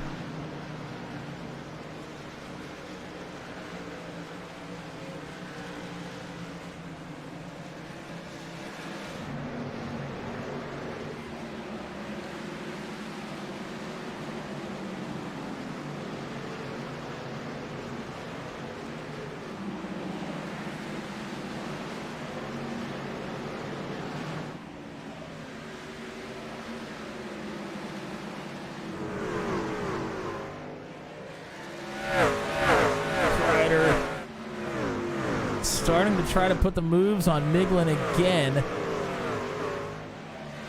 He's gotten some positioning underneath. Miglin going to get the run down the back stretch. Oh, Kreider a little bit loose into the turn that time. Miglin not quite clear still, fighting back. Some lap trucks ahead of Caleb Bensi have slowed him down just a little bit. Miglin and Kreider now jumping to the top side to try and work around. I think that's Drew White, who is still out here. Good for him. Drew White's taking the Tommy Cook strategy. Yes, about every point laps counts. Down, but still trying to turn the laps. That is my RIL career in a nutshell. Quite the role reversal. Kreider was not able to clear Miglin and has now had to pull behind the 8 to try to mount that charge again. He's done it a couple of times, just hasn't been able to complete that pass.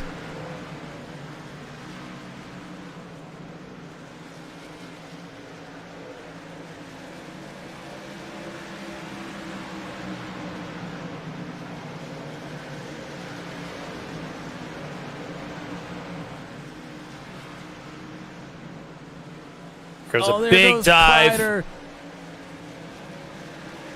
Oh, the touch!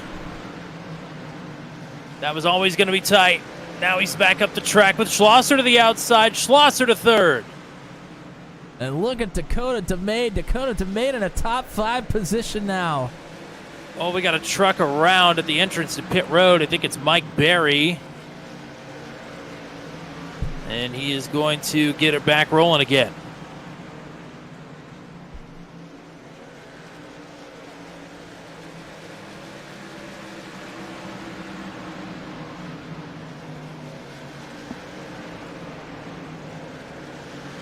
Kreider's still the only truck really.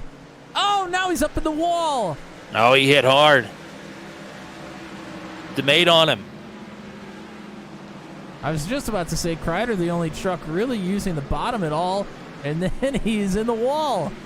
Schlosser has started to go a lane or half a lane down from top. I'm not sure if it's working or not. Here comes Brantley Gainey again after being involved in multiple incidents tonight, just like a lot of the drivers. He is now looking to take the 6th position away from Roland Holt. 10 laps to go here around Bristol.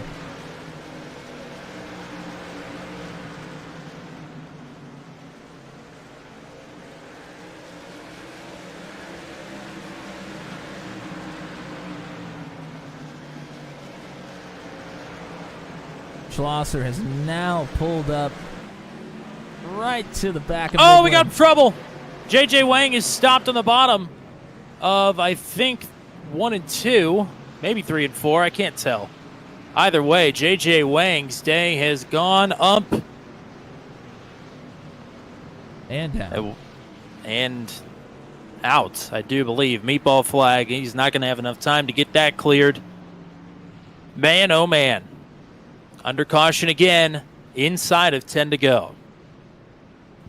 Oh, Lord. And this may bring us to a natural green-white checkered start. Which may bring us to an unnatural green-white checkered. Interested to see if anybody in the back part of the top 10 has any tires left here.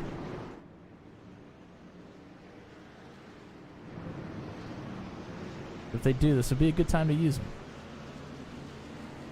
See Mike Berry getting a lap back. I think he's still going to be one lap down.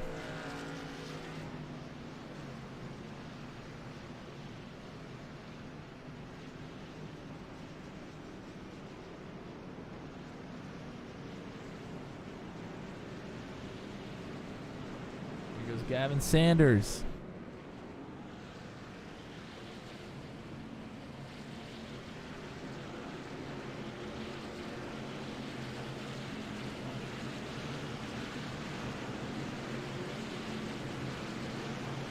So 4 fresh tires for the 10 of Sanders here. Not exactly what we talked about, but it's kind of close. He'll be starting in 11th. Yeah. He's also trying to get some more damage fixed here. I mean, he's been... If that's even possible. He's had the sledgehammer and the Teflon tape to this truck about 8 times at this point. Well, it's not going to pass post-race tech, I can tell you that. It was upside down, for crying out loud. It's not going to fit any laser template we have whatsoever. Not a chance. We have laser templates here? I mean, if we say we do, I think we do. Nobody will know. It's Jeremy just everybody's McCann's passed up up to in the this chat. point. Hey, Jeremy, what's up? You've tuned in for the good part of the race. The end. Yeah, it depends on who you ask here.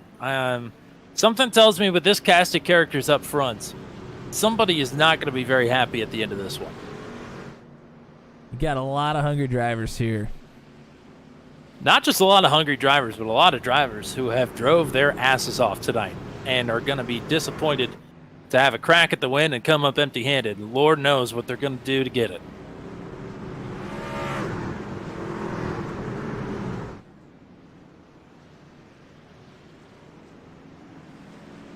Lights are out on the pace truck. It will be 3 to go when we come to the line. Is this the run to the checkers?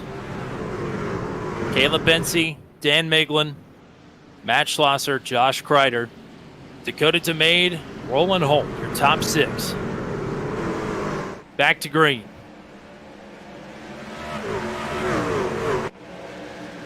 Oh, good start for Bensey. Kreider dives to the inside of Miglin. Oh! Contact! Miglin didn't have any more room to give. Kreider starting to slide a little bit. 2 to go.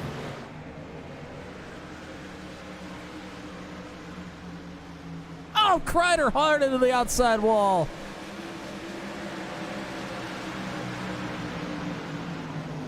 Oh, they're wrecking before start finish.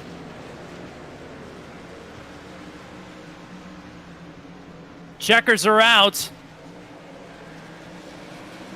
Caleb Bensey is going to put this one to bed at Bristol. As they wreck across the line. Gavin Sanders on those tires got up to 7th. From 11th. Pretty good run there.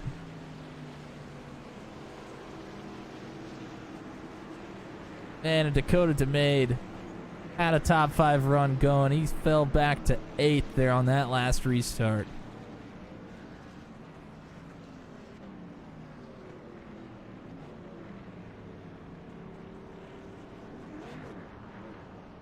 Here he is, folks. Caleb Bensey in the 29. boy, he had to put up a fight tonight on the short track. But I have a feeling he's just going to say that's short track racing. Gets it done anyways.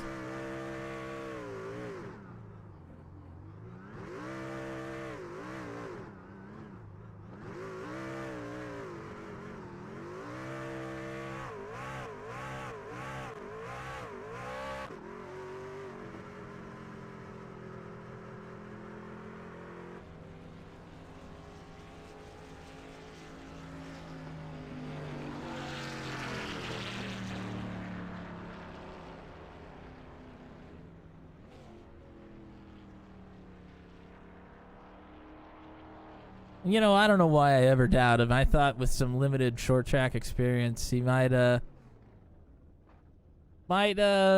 some heavy contenders here tonight for the win, which he did. But man, at the end of the night, still made it happen. Unbelievable stuff from the points leader. As you would imagine, some things to clear up with the drivers here. But mercifully, this one is over. And it's over in regulation, too. How about that? 208 laps here tonight. What did we end up caution-wise? Did we end up at 14? I think it was 12 or 13, if I remember correctly. Better than 17. Not so a we're on our way. Yes. So there we go. Caleb Bensi with the win. Dan Miglin, first career podium. Matt Schlosser, first career podium. We'll talk to all three of these gentlemen momentarily. Josh Kreider. Another short track top 5 for him. He'll finish in 4th. Roland Holt is back to his top 5 ways here. He finishes 5th. Brantley Gainey will finish in the 6th position after taking the pole. I think that's exactly what he did at North Wilkesboro as well. Gavin Sanders, literally an up and down and over night for driver number 10, but he'll finish in 7th when it's all said and done. Dakota DeMade, a quiet top 10, if that is at all possible after a night like tonight. Paul Ellison, another driver that was involved in almost everything, and he finishes in 9th. Cody Claiborne will finish in 10th. How about Jeff Smith? He was involved in a lot tonight here, too. He's the last truck on the lead lap in 11th. Mike Berry then in 12th, which is pretty impressive, all things considered, everything that happened to him as well. Darrell Klotz will finish in 13th. Luke Peters in 14th. J.J. Wang in 15th. Troy Thomas 16th. Noah Blackwell, Jeff Oakes, Dave Payton, and Steve Roman. Your top 20, Landon Burbage 21st. Alan Phillips, Zachary Flaum, Drew White, and Hunter Engrave through the 25th position. We will talk now, I think for the first time, to a driver here in Booth 200. Matt Schlosser is finally on a podium. I do believe this is your first trip up to Booth 200 here since joining the channel not too long ago, so congratulations.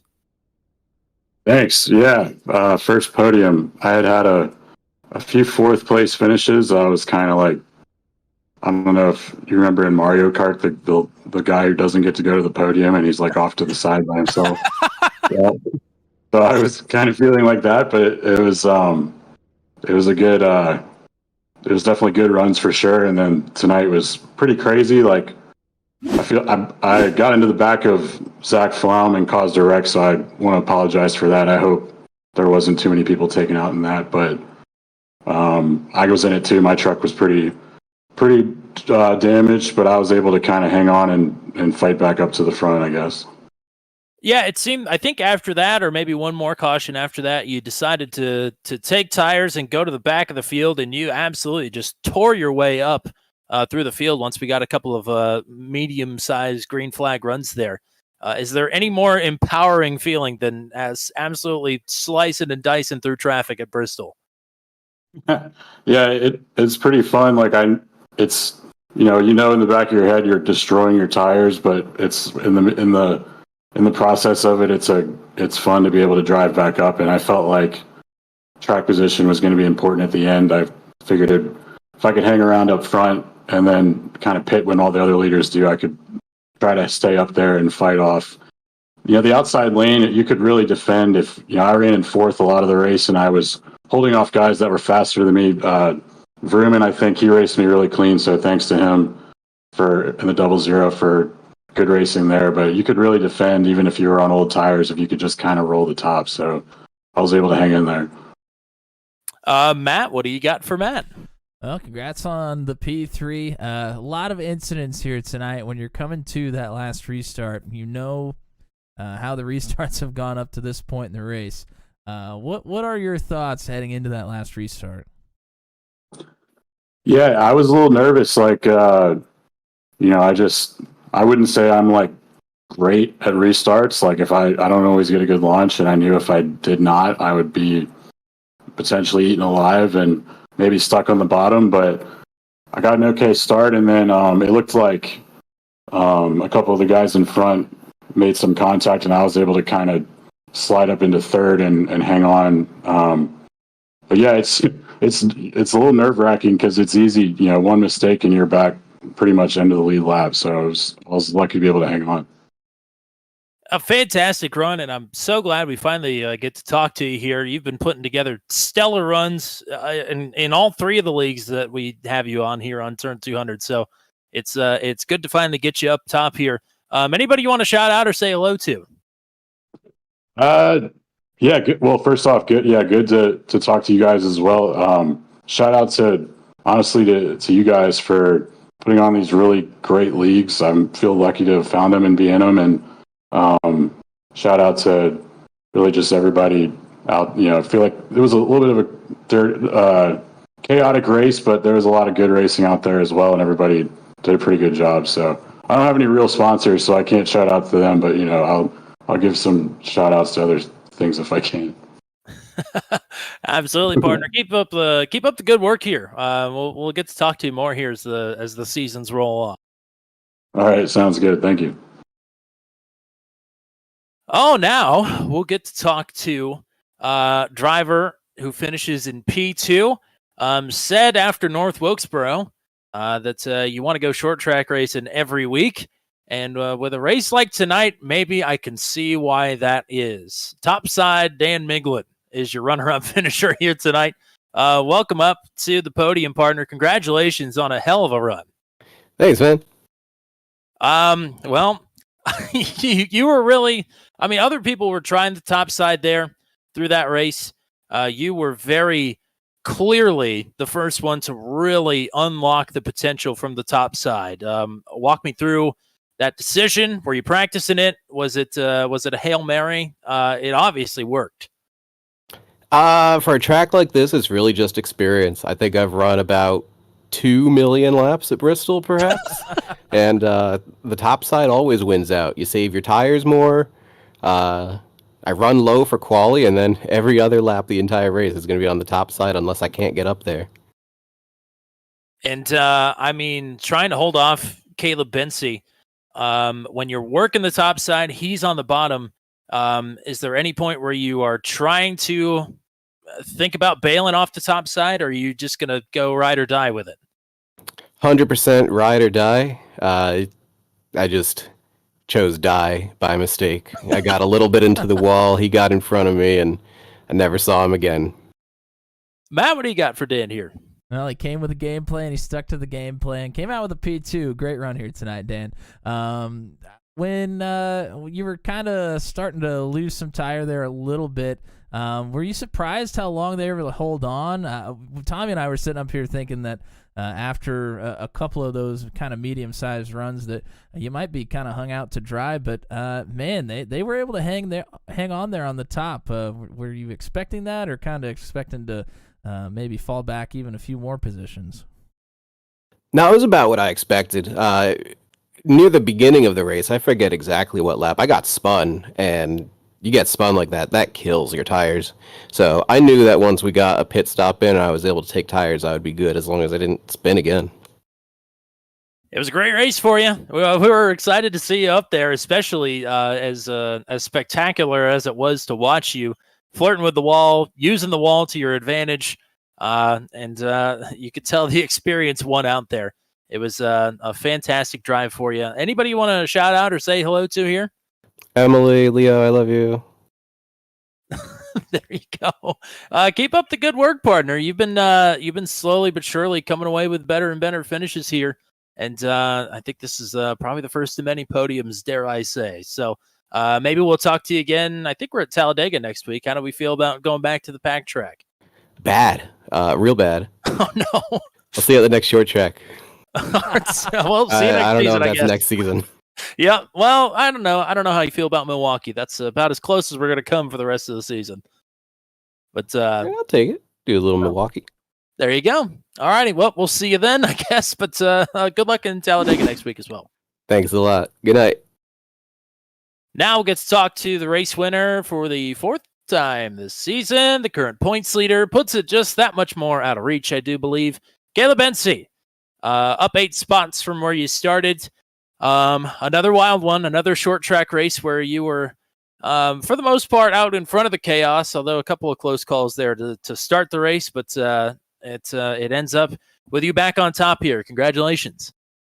Yeah, thank you. That was, like you said, that was definitely another wild one. But yeah, qualifying didn't really go great. I was on a pretty good first lap, and me just being greedy thought I could do turn 1 and 2 better. So I reset and then proceeded to screw it up. So yeah, after that, it was just kind of trying to avoid chaos and just slowly pick your way to the front. But ultimately, long run pace was there, and if you needed it, short run pace was there too. So ultimately, staying away from the carnage was the biggest thing for sure.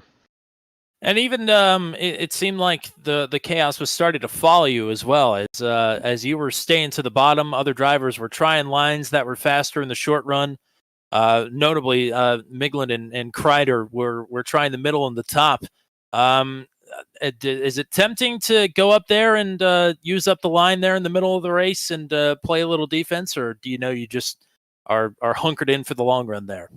Yeah, no, not really. I was pretty confident in my long run pace, I guess. But yeah, that the one stint, I mean, Dan was, he was killing those tires, and that honestly the frustrating part about the yellows isn't just the pacing for me. It's the shows what you work for, I guess, on the long run pace and some of the racing that comes from that. So, yeah, I mean, it was only 20 laps in, and my tires were still feeling great, and probably I think would have pulled away, but you never know. But once the race kind of came towards the end, everyone was on fresh set of tires and we have a chance to out save, I guess. Then reluctantly, I guess I go up to the top and just protect on the high side 'cause you can't really do anything with that. So, yeah, I mean, it's just kind of managing what you got, especially like I said on those long runs. The bottom was just so much better in terms of having discipline, just easing it in, hooking the bottom, getting on throttle early. So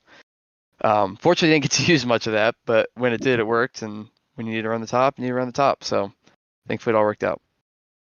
Matt, what do you got? Well, congrats again on the P1 finish. Great work here tonight. You really worked hard for it. You kind of mentioned that you didn't have a great qualifying effort. You know how the last short track race went here in the league when you're lining up towards the rear of the field, and you know the history. What's kind of going through your head as you're about to start this race? Just be looking 5 cars ahead, basically. I mean, yeah, that's pretty much it. Just Bristol's hard with the banking. It's hard to see far ahead of you, but at the early stages, it's not about being the fastest car. It's just being attentive to whatever other people are doing, take advantage when you can. But most importantly, like I said, look 2, 3, 4, 5 cars down. Look for close calls, cars a little sideways, stuff like that, so you can make smart moves around it. I mean, I think I can't remember who it was, but someone spun directly in front of me pretty early, but thankfully was able to see it coming and get by relatively smooth. But once you get up to a decent spot, it's just about either saving your stuff or towards the end pushing hard. So all things considered, I feel like that last 50, 60, 100, whatever, I felt pretty confident even when I was second or whatever.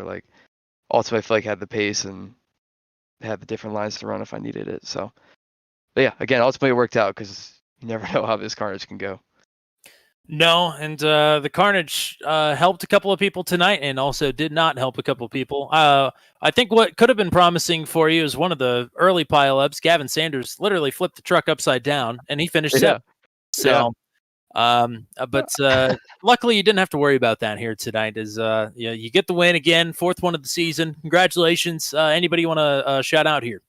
Well, yeah, to your point about Gavin, I think he got about 15 closed pit exit entry penalties over the race too. So he had a heck of a night. So that was pretty entertaining to hear.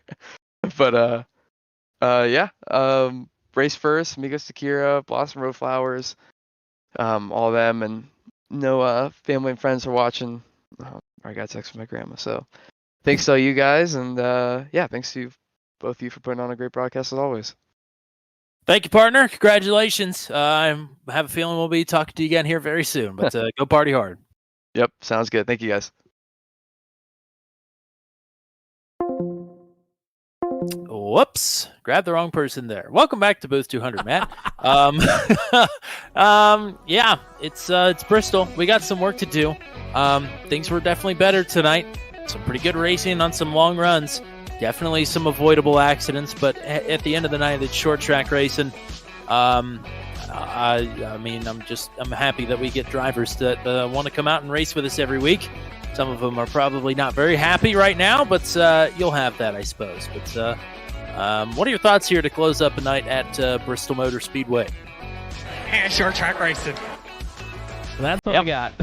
That's how I have to sum up tonight. No, in all reality, shout out to the drivers that stuck it out. I mean, we saw some drivers that were really down in the hole early, and like you mentioned, Gavin Sanders to come back for a 7th place finish. Just incredible work.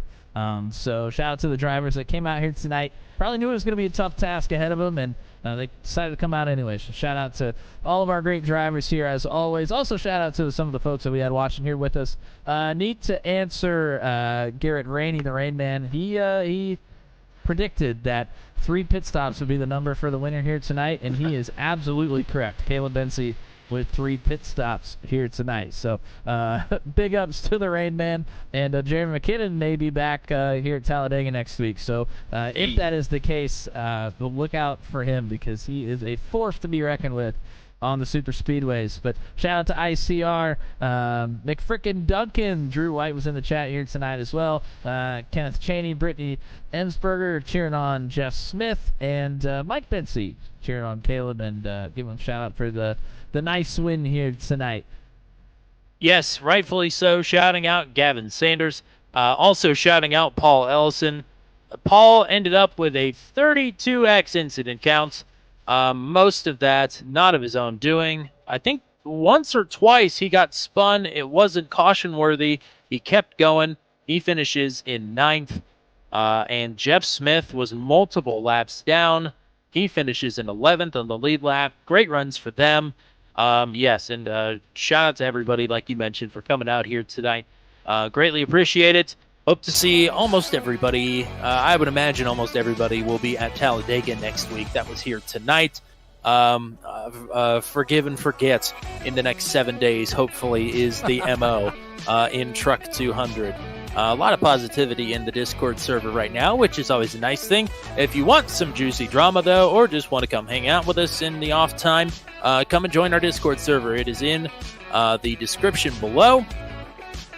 In the meantime, between now and Talladega next Monday night, we hope to see you back here on Wednesday for the ASRL Southern Shores Realty Sports Car Championship at Sears Point Raceway, a.k.a. Sonoma. Then Thursday night for Maximum Velocity Racing League, they are at Richmond. Then the Mission R Challenge goes to Okayama on Sunday afternoon.